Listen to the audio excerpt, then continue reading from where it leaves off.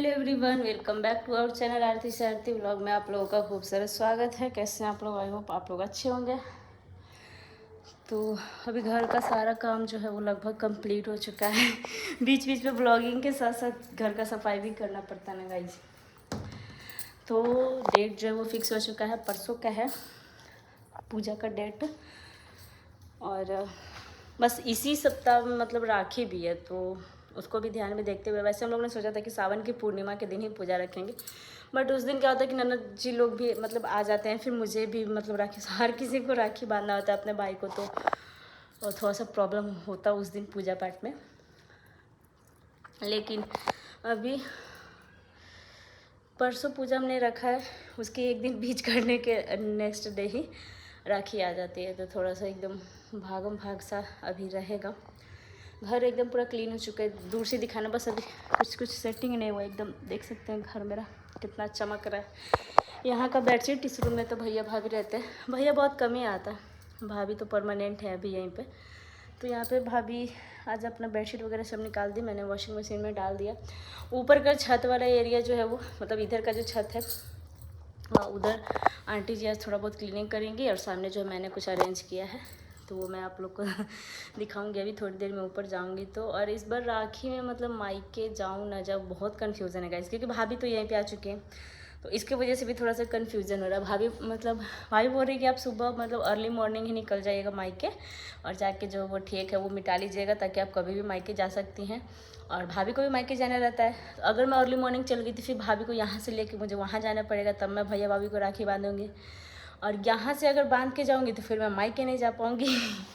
अगर मायके जाऊँगी तो सेकंड वाले मायके जाऊँगी, ये फर्स्ट वाला मायका नहीं जाऊँगी। तो वहाँ पे जाने का फ़ायदा ये होगा कि मैं वहाँ पे अपने छोटे भाई करण को राखी बांधूंगी, और फिर छोटा भाई और जो विशाल है उसको वहीं बुला लूँगी। ये चीज़ हो सकता है, या तो फिर मैं मायके ही नहीं जाऊँ, साहब भाई को यहीं बुलाऊँ। लेकिन अभी मैं 6 सालों से मैं मायके नहीं गई हूँ गाइस, बताती हूँ मैं।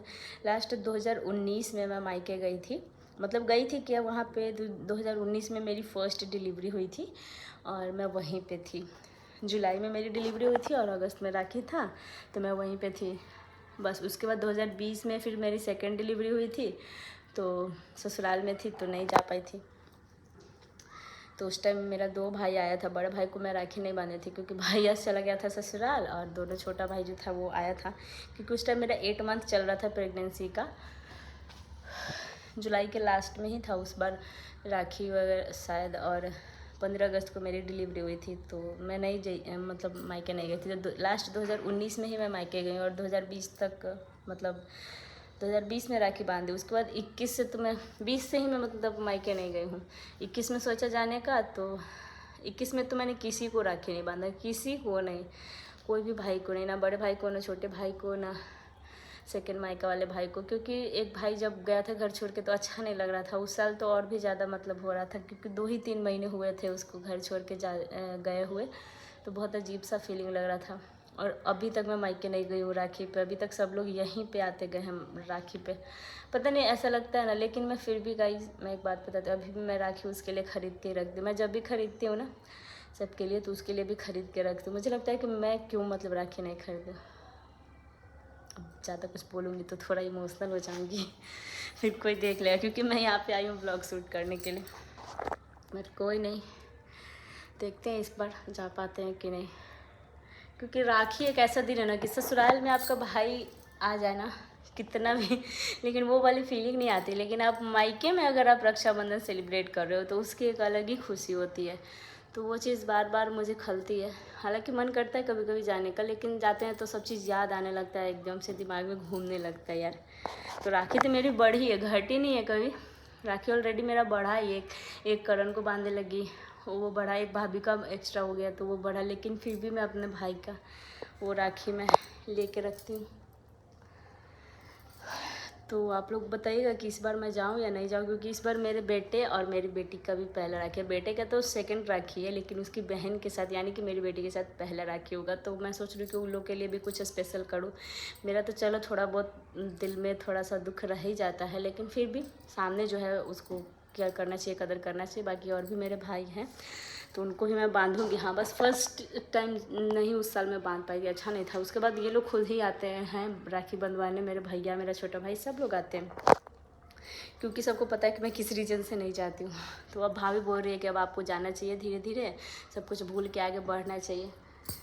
और लेकिन इस बार देखते हैं, ईवान का राखी है तो उसका भी, ईवान को अभी तक किसी से राखी नहीं बंधवाए थे पिछले साल, क्योंकि मुझे लगता है ना गाइस, देखो अपना एक जो रिश्ता होता है ना, अभी तो वो छोटा है कोई भी बांध देगी, लेकिन जब मुझे लगता था ना कि बड़ा होगा, फिर किसी बात को लेकर उसकी और भी कज़न जो भी है वो सब नहीं बांध पाएगी तो फिर उसको बुरा लगेगा। इसी वजह से हम सोचते थे कि उसको हम किसी से राखी नहीं बंधवाएंगे। हाँ अगर वो बड़ा हो जाएगा, होश संभाल लेगा, उसको जिससे बंधवाना होगा, मौसी की बेटी, चाची की बेटी, जिससे भी बंधवाना होगा ना, बुआ की बेटी, सबसे वो बंधवाएगा, खुद से डिसीजन लेगा। लेकिन मैं अभी से अलाउ नहीं करती हूँ ना, क्योंकि अभी 2-4 साल कोई भी बांध देगा, फिर जब पता चला कि जब बहन का सिर्फ राखी बांधने तक ही रिश्ता नहीं होता, हर सिचुएशन में साथ देना भी होता है।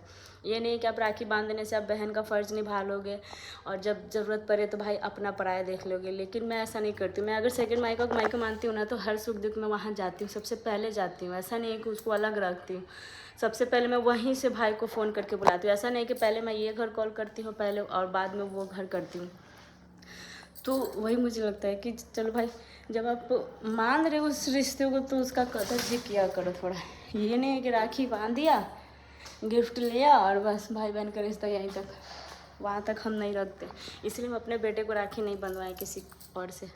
मेरे दिमाग में यह था कि या तो मैं ही बांधूंगी उसको सब दिन राखी, ताकि उसका हाथ सूना ना रहे, या तो उसकी खुद की जब बहन होगी, और भगवान ने इसी साल दे दिया, क्योंकि पिछले बार ही राखी में उसको फर्स्ट टाइम बांधी थी। तो आप लोग बताएं कि ये डिसीजन सही है नहीं, क्योंकि राखी बांधने से गाइस क्या होता है कि सिर्फ आप आओगे बांधोगे। मेरे पापा के साथ भी ऐसा ही हुआ है। मेरे पापा की कोई अपनी बहन नहीं है, तो बाकी बुआ लोग मतलब जितनी भी कज़न है वो कभी आती हैं कभी नहीं आती, अभी कुछ सालों से नहीं आ रही हैं।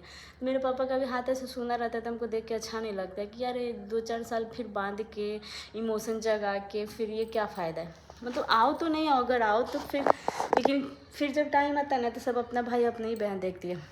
रियल वाला जो भाई होता है वो मना कर देता है कि तुम मेरी बहन हो, उसको राखी नहीं बांधो। ये सब हमको फैमिली ड्रामा नहीं चाहिए, इसीलिए हम अपने बेटे को किसी से राखी नहीं बनवाए थे पिछले साल। और कोई लोग तो खुद ही नहीं आई थी बाकी कुछ ननद की जो बेटियाँ थी वो आई थी राखी बांधने के लिए, लेकिन मैंने बोल दिया था साफ कि नहीं, आप राखी दे दो वो ठीक है, वापस नहीं ले जाओ, आप दे दो, लेकिन पहले जो बांधेगी ना वो मेरी बेटी ही बांधेगी। उसके बाद ईवान जब बड़ा होगा तब वो डिसीजन लेगा कि उसको कितनी सारी बहन बनानी है। सिर्फ बनाने से नहीं होता, उसको निभाना भी पड़ता है। इसीलिए हम आज तक ना राखी नहीं बांधते। ऐसे मेरे बहुत सारे भाई हैं, मौसी के, चाची चाचा बहुत सारे हैं गाइस, लेकिन सिर्फ बांधने से नहीं होता है, वहाँ आप जाना भी पड़ता है, हर सिचुएशन में सुख दुख में साथ भी निभाना होता है।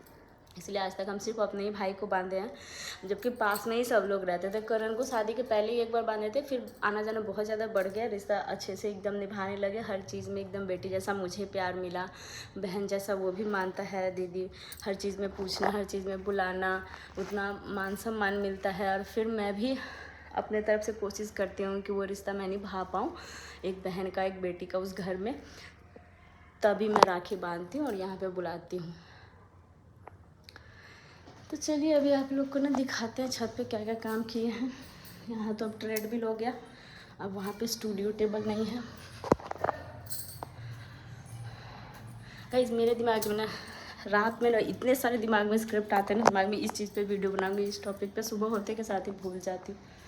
तो देखिए ट्रंक जो रहता था जिस रूम में, उसको हम लोगों ने निकाल दिया है, इसको ऊपर कराया। और ये मेरा स्टूडियो टेबल, मतलब टेबल अभी कपड़े की वजह से नहीं दिख रहा होगा, स्टैंड लगा है, तो ये टेबल भी हम लोगों ने इधर ही रख दिया है। ये मतलब ये एरिया तो हमारा वॉशिंग मशीन का था, लेकिन यहाँ पे अभी हम लोगों ने अच्छे से सेटअप कर दिया। बाकी अब छत का काम रह गया जो आंटी करेंगी, क्योंकि हम लोगों का काम जो है वो हो चुका है। बाकी चींटी बहुत परेशान कर रही है गाइस। तो अब ये वाला एरिया ना ऐसे कपड़े सुखाने के लिए और मतलब स्टोर टाइप का हो गया, तो थोड़ा अच्छा है, अच्छे से अरेंज कर पा रहे। बाकी आप लोग कमेंट में बताइएगा मैं घर जाऊँ ना, जब बहुत कन्फ्यूज़न है, क्योंकि मैं तो जब जाने का सोच रही थी तो पूरा मंथ ही सोच रही थी कि अगले मंथ मतलब सारा फेस्टिवल वगैरह वहीं करूँगी, लेकिन फिर भाभी यहाँ पे आ गए तो फिर मैं सोच रही हूँ कि सारा तीज त्यौहार अब शायद यहीं हो जाए। अगर भाभी आ रहेंगी तो यहीं हो जाएगा, नहीं तो फिर मुझे जाना पड़ेगा। चलिए इसी के साथ करते हैं इस व्लॉग को एंड। और मेरा माइक जो है ना गाइस देख सकते हो वहाँ पे निकाल के ऐसे पड़ा, जो कि मैं क्या करूँगी ना कि टेबल पे ही लगा दूँगी। टेबल में ही उसको मैं लगा के रखती हूँ। और फिर कल जो है वो निकला था, अलमारी वगैरह सब यहाँ से हटेगा, क्योंकि ये मेरा वीडियो बनाने का एरिया था यहाँ पे ग्रास मैट वगैरह लगा के। तो अभी इसको सेट करेंगे। और बाल जो है वो मेरा हमेशा की तरह से चिपकू सा लगता है, तो मुझे अच्छा नहीं लगता है। मैं बाहर नहीं जा पा रही हूँ ताकि कट वगैरह करा लूँ। जब से मैं सैलून जाने लगी हूँ ना गाइस, मुझे पार्लर का काम नहीं पसंद आता है, ना थ्रेडिंग का ना हेयर कट का। पता नहीं सैलून वाले इतने अच्छे सर्विस देते हैं ना, एकदम मस्त वाला लुक आ जाता है हेयर कट कराने के बाद। और इधर का पार्लर मैं बहुत कम ही यूज़ करती हूँ, तो सैलून के चक्कर में ही थोड़ा आजकल अपना हुलिया जो है वो नहीं सुधार पा रही हूँ। तो चलिए इसी के साथ करते हैं इस व्लॉग का एंड। आई होप कि आप लोग मेरी हेल्प करेंगे। घर जाऊँ नहीं जा, थोड़ा सा बहुत कन्फ्यूज़न है। और अभी इसी के साथ इस ब्लॉग को एंड करेंगे। नीचे अभी मुझे नीचे वाला फ्लैट पे आज कुछ काम है, तो आंटी को हम थोड़ा सा देर बुलाएं शाम को, ताकि कुछ काम जो है वो कर सकें। फिलहाल अभी के लिए बाय। अभी बस कल पूजा का सामान वगैरह भी लाना है, तो लिस्ट अभी तक हम पंडित जी से मांगे नहीं है, तो उसका भी लिस्ट अभी मुझे लेना है। सब चीज़ अरेंज करना है पूजा पाठ के लिए, क्योंकि सब कुछ मुझे ही करना होता है। पतिदेव के लिए एक कुर्ता मैंने लिया, क्योंकि हमारे यहाँ ऐसे धोती में बैठते हैं तो हम ऊपर से गंजी वगैरह अच्छा नहीं लगता है। तो मैं बोली कि अब कॉटन का कुर्ता वगैरह आप यूज़ किया कीजिए, धोती के साथ ही थोड़ा अच्छा रहेगा, क्योंकि धोती हमारे यहाँ शुद्ध माना जाता है कि पूजा पाठ में जेंट्स को पहनना रहता है। तो कुर्ता पजामा की जगह धोती कुर्ता कर देंगे, अच्छा रहेगा।